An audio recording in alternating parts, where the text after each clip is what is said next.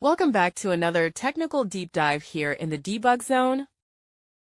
Today we're tackling a big question and breaking it down with insights from other users.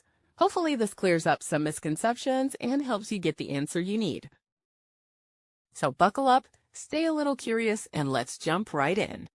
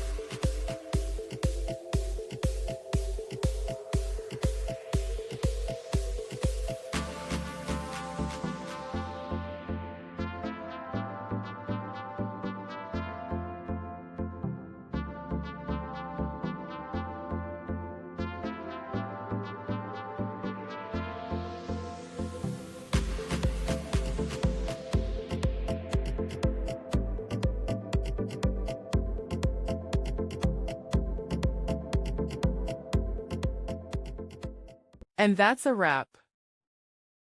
I hope you found the answer you were looking for. If you did, take a second to hit that subscribe button. It really helps out. And let me know in the comments which solution worked best for you. See you next time in the debug zone.